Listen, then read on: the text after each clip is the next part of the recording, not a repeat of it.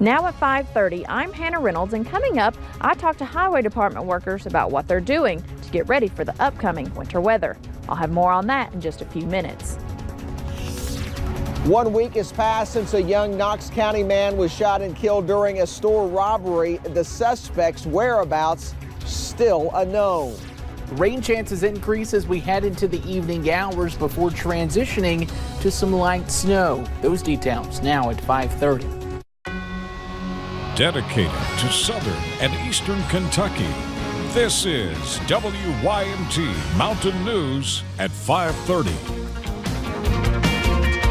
Good evening, I'm Steve Hensley. Do not let these warm temperatures deceive you. It will be a different story when you wake up tomorrow. We've declared a severe weather alert day due to the possibility of a little bit of snow and slick roads for the morning rush. Chief Meteorologist Andrew Dockery joins us first with the very latest. Andrew? Yes, Steve, we know it does not take much here to cause a few travel issues, and I do not think this is going to be a huge type system, but still a dusting to an inch could cause a few impacts for the roadways tomorrow. Let's take a look first at what's going on now. Cloud cover continues to roll through along with some rain falling in portions of eastern Kentucky. You'll notice around 5:30 that rain continues to move in, and we're talking heavy bands of rain up near Rowan County, Interstate 64, and even out into the central portion of our state. Now, the key over the next couple of hours is going to watch to see where that freezing line is and see if we could get some snow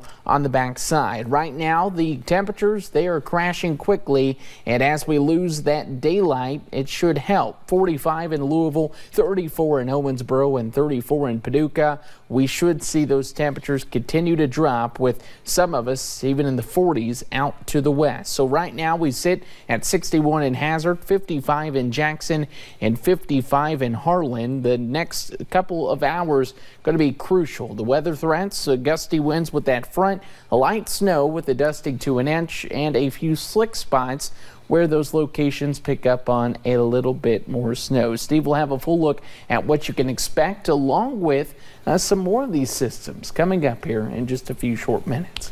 All right, Andrew, thank you very much. We have some new information now on a story we first told you about at 4 that's turned into a mass shooting in Florida. 5 people were killed inside a bank in Sebring, Florida. The suspect is in custody. He was taken into custody by a SWAT unit. We do not know his identity or if the shooting was part of some sort of robbery. We will continue to post the latest about this on WYMT.com. Now back to weather. Crews in Bell County are getting their salt trucks ready for the possible overnight freeze and snow that could impact travel tomorrow morning. WYMT's Hannah Reynolds has more on how they are preparing. District 11 Kentucky Highway Department workers are planning on a shift as early as 4 a.m. on Thursday as they prepare for snow coming in after a day of heavy rain. In Pine Mountain, we might call in a little bit earlier because things get colder quicker up there and precipitation comes down, snow quicker. Les Dixon with District 11 says since this January is much milder than those in years past, they haven't had to do much on the roadways yet. It seems like when it warms up to 45 degrees, we get a lot of precipitation. Then when it drops down below freezing, we're not. And on rainy days before snow is forecasted, it makes it difficult for highway department staff to prepare before snow is already coming down. Unfortunately, with the heavy rain that's predicted, we're not going to be able to put the brine down because it's going to wash it away. But whether it's 12 inches or a half of one, Dixon says crews are ready to go. This is time of the year to be ready. You know, we want to keep the roadways safe for everyone, and we'll be out there doing our job and doing our best. Getting ready for the start of winter weather. In Bell County, Hannah Reynolds, WYMT Mountain News. Dixon says crews have been briefed and are ready to be called in when and if the snow hits early in the morning. Students at Covington Catholic High School in northern Kentucky were cleared to return to class today. Threats had been directed at the school since a controversial video became viral. In a short clip, it appeared that students from the school were blocking the path of Native American elder Nathan Phillips while mocking him in Washington, D.C. Longer video was later made available that showed the students were the target of some derogatory comments from another group. Senator Mitch McConnell talked about the situation today. Sadly, this kind of fact-free rush to judgment is becoming an all too often occurrence. So if we can learn anything from this weekend, here's what I hope it is.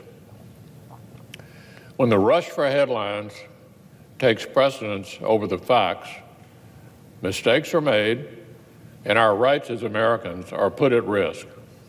This trend is particularly troubling when young people are involved.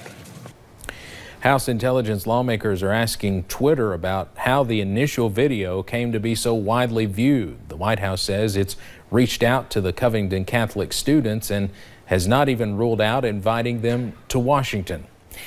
1 year ago today, tragedy struck a Western Kentucky high school. Before the morning bell rang, a gunman killed 2 people and injured several others at Marshall County High School. Principal Patricia Greer says students still went to class today. Before school, they served breakfast to first responders, then traveled to a nearby elementary school and read to students. Greer says the event still sticks with them, but does not define them. But it's part of us. It's part of Marshall County, and we want and believe it's healthy for our kids to work through this. Extra counselors are on campus this week and next, along with therapy dogs. The suspected gunman's next court date is set for February 1st. Deputies with the Laurel County Sheriff's Office say they need your help finding a shoplifter. They say the man pictured here walked out of the Corbin Walmart with a stolen computer valued at around $900. Anyone who recognizes this man is asked to call the Laurel County Sheriff's Office at 606-864-6600. You can also send a message to their Facebook page. Just search for Laurel County Sheriff. You can remain anonymous. Police in southern Kentucky are still looking for a suspect in a murder case that happened inside a store. Gary Wayne Medlin was killed inside the A&B Quick Stop in Knox County. Police say the store was being robbed when Medlin ran out and the gunman turned on him. WYMT's Phil Pendleton has more on how the victim is being remembered. A week ago today, there was a tragedy that shocked this community as a young man was inside this store. I am told it was a popular hangout spot for he and his friends. Gary Wayne Medlin shot and killed as he was simply trying to get away when the store was being held up. A week has passed and the man police say shot and killed a bystander inside a store remains at large. We're trying to get that as much coverage as we can because somebody out there knows something. They know where he's at. Angela Rain says her family and friends have launched the Justice for Gary Wayne Facebook page in hopes of drawing attention to the case. Kentucky State Police say they have evidence that 24-year-old Philip Lewis shot and killed Medlin when Medlin was leaving the store that Lewis was trying to hold up. Yeah, he was just wanting to leave. That's all he was wanting to do. Rain says Medlin was a hard-working country boy who loved his family dearly, including 2 little boys. He wanted a life for his boys too. You know, he was doing good for himself and for his kids. That was his world out there, his boys. Kentucky State Police are continuing to investigate and search for Philip Lewis, but where he is unknown. Police say he does have ties in Michigan and Mississippi.